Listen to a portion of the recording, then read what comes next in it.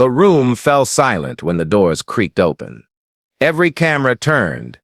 Every pen froze above a notepad. She entered in chains, wrists bound, ankles clinking with every slow step. The sound echoed like guilt on marble floors. Yet her face was calm, almost serene. No fear, no shame, just quiet defiance beneath bruised eyes and tangled hair. The soldiers guarding her avoided looking directly at her, as if ashamed, and at the far end of the courtroom, sitting beneath the seal of the United States Army, the general's jaw clenched tight. He'd seen men die, seen villages burn, but nothing prepared him for this. Because on the tattered, mud-stained sleeve of her torn jumpsuit, he saw it. A faded patch. A unit insignia he knew by heart. The same one he wore over his heart for 20 years. The same one he'd buried his best friend under. He stood before he realized it, eyes wide, voice cracking. That patch, where did you get that? She didn't answer. Didn't even look up. The judge called for silence, but the general couldn't hear anything else. His pulse thundered. That insignia wasn't supposed to exist anymore. That unit had been wiped out, officially 5 years ago, in a covert mission that never made the news. And the woman in chains, according to every record, she died in it. Her name was Captain Eva Morrigan. 5 years ago, she'd been declared, and now she was back on trial for treason. The media called her the ghost captain. The Pentagon called her a traitor. The General James Riker didn't know what to call her. All he knew was that the woman who'd once saved his life now stood accused of betraying her country. As the trial began, Eva remained silent. Her lawyer, a tired public defender, flipped through files with shaking hands. The prosecution read off a list of crimes: unauthorized command, desertion, aiding enemy combatants, espionage. Each charge hit like a hammer. Each one made Riker's stomach twist tighter. They showed photos, satellite captures of Eva leading a group of armed civilians in the Middle East. Videos of her giving orders to what they called a rogue militia. They said she'd defected after the ambush that wiped out her unit, that she'd joined the people who killed her men. But Riker knew her. He'd served with her. She was the most loyal soldier he'd ever met. A woman who would rather die than switch sides. Something didn't add up. The judge allowed Riker to stay as an observer, though he was technically not supposed to be there. He couldn't tear his eyes away. When the prosecutor finished, the room was tense enough to snap. Eva still hadn't spoken a word. Finally, the judge turned to her. "Captain Morrigan, do you have anything to say in your defense?" Her head rose slowly. Her eyes, ice gray and hollow, met the general's across the courtroom. "I do," she said quietly. Her voice was hoarse, dry, like she hadn't used it in years.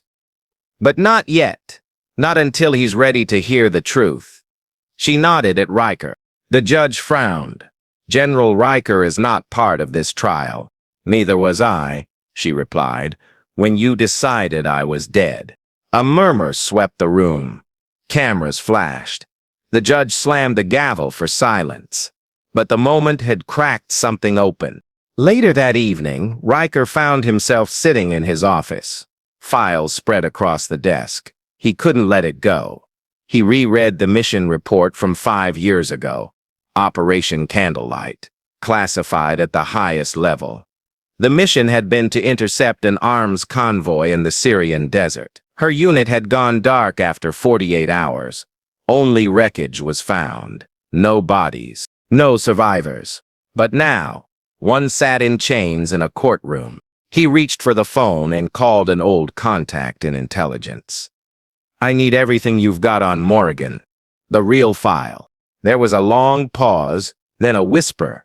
"You don't want that, James. Walk away." "I can't." A sigh. "Then meet me in 30 minutes. Warehouse 9. When he got there, the man, gray, A retired analyst was already waiting, cigarette glowing in the dark. He tossed Riker a flash drive. This was buried deep. Someone didn't want her story told. Riker plugged it in right there, the screen lighting up his face. What he saw didn't make sense. Mission logs showing contact with unidentified U.S. operatives. Messages marked "Read read by command." Then a final transmission, Eva's voice. Static-filled, panic. Requesting evac. We're under fire from friendly coordinates. Repeat, friendly fire. We've been set up. Then silence. The video ended. Riker sat frozen. She wasn't a traitor, he muttered.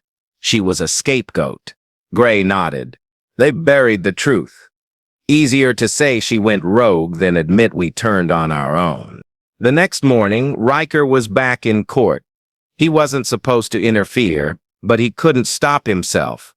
When the prosecution brought up the ambush, he stood. Permission to speak, he said. The judge hesitated. General, you're not a witness. Then make me one. The courtroom erupted. Eva finally looked alive, watching him with cautious eyes. He told the court what he'd found. About the mission, the corrupted orders, the destroyed files, about the flash drive and the cover-up. The prosecutor objected furiously.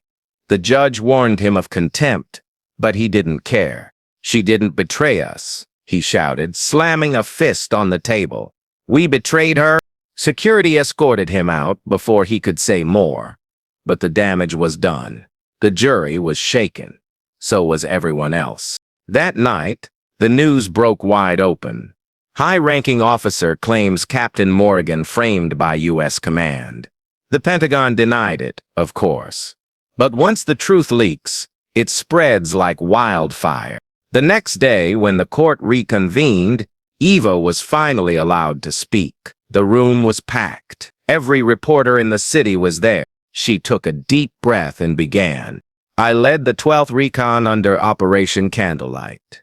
She said, we were told to intercept a convoy carrying chemical weapons. But when we reached the site, we found U.S. crates, our own markings. The convoy wasn't enemy. It was American. We'd been sent to erase evidence of illegal arms trade. Her voice trembled slightly. We refused to fire. And then, command turned on us. Drones struck our coordinates. My entire team died that day. I survived. Barely. Someone in the gallery gasped. They left me there to die, she continued. So I joined the people they called terrorists, the ones who were really just trying to defend their villages. I trained them not to attack Americans, but to protect themselves from both sides. That's the footage you showed. Her eyes burned now, and when they came for me again, I didn't run. Because the truth doesn't run. The courtroom was dead silent when she finished. Even the judge didn't move. Riker couldn't look away.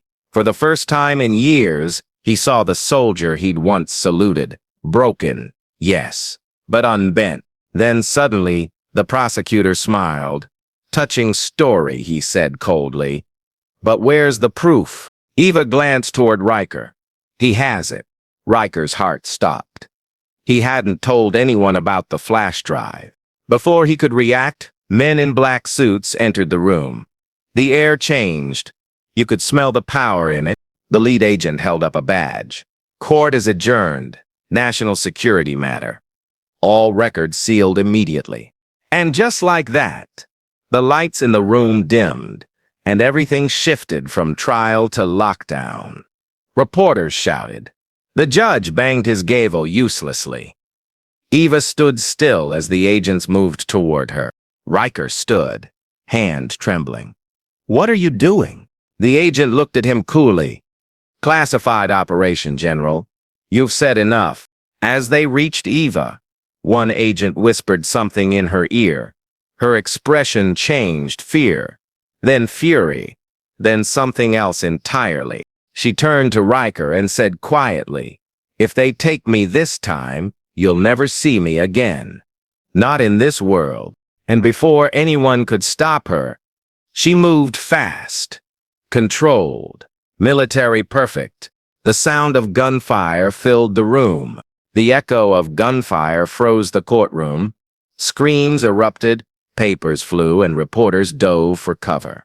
Smoke curled from the muzzle of a guard's weapon, but the bullet hadn't hit anyone. It had shattered the chain between Eva's wrists.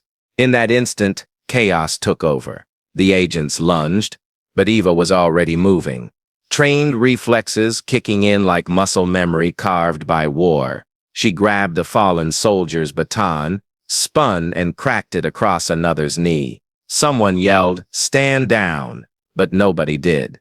General Riker was shoved to the ground as armed men swarmed toward her. He could barely see through the blur of uniforms, the swirl of panic, the pounding in his chest. Eva ducked behind a bench, disarmed another guard, and within seconds was at the side door. For a moment, just a moment, she turned and locked eyes with Riker again.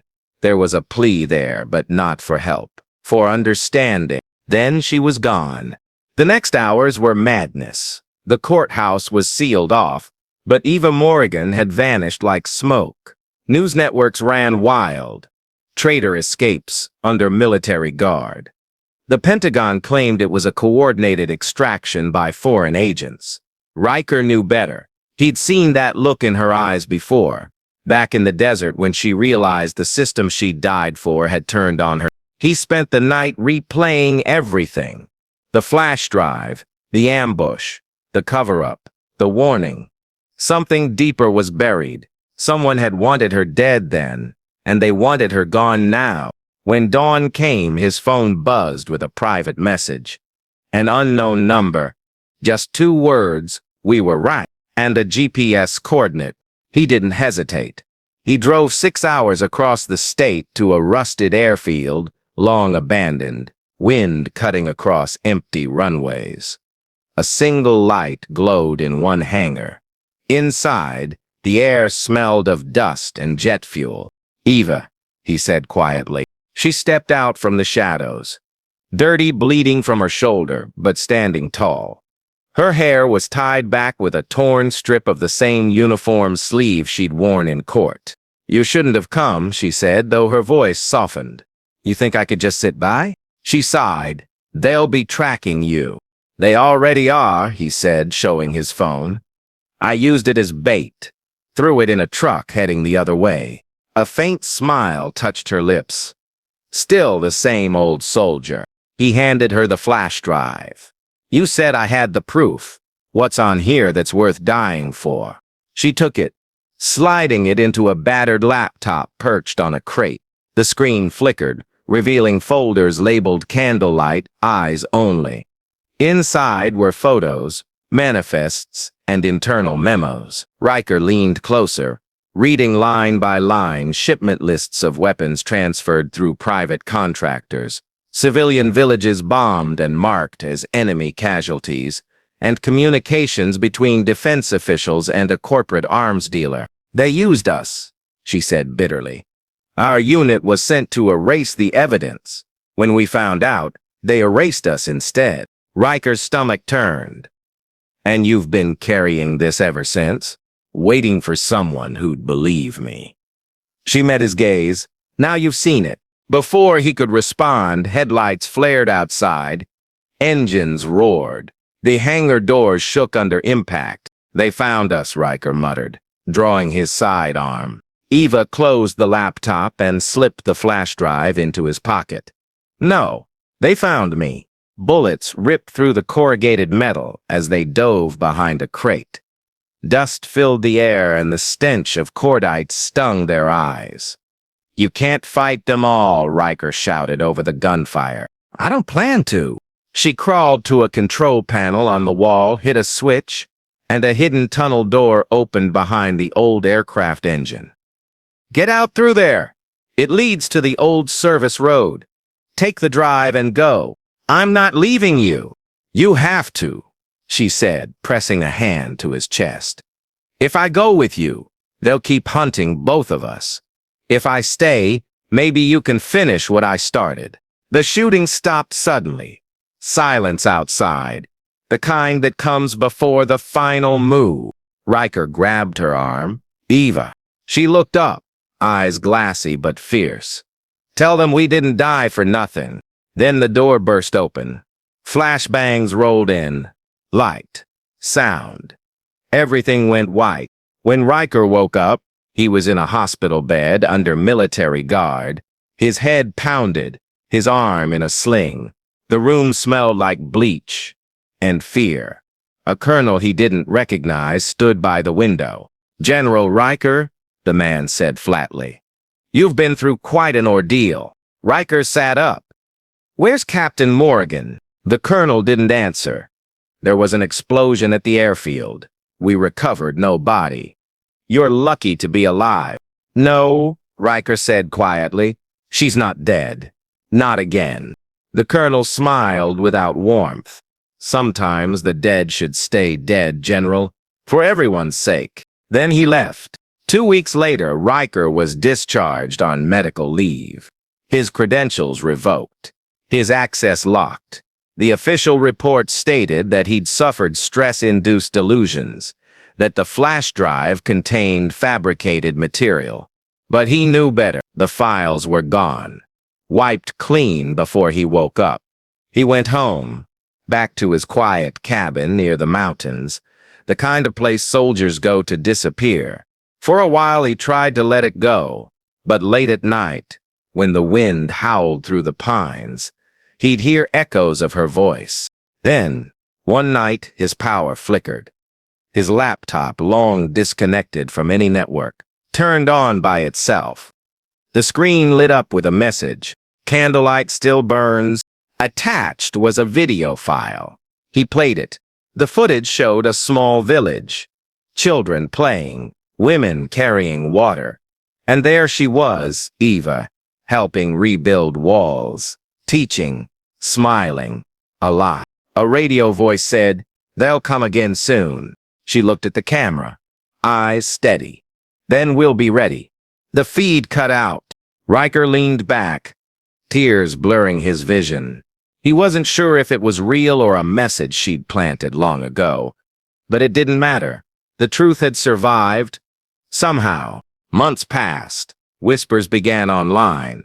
Anonymous leaks, exposing corruption, documents about secret deals, erased missions. The files carried one signature.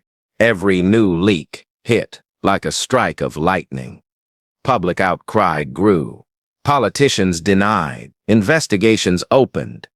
And through it all, the name Captain Eva Morgan returned, not as a traitor but as a ghost seeking justice. Riker knew she was out there, watching, waiting, fighting the war that never ended. One evening, while sitting on his porch, a black SUV pulled up.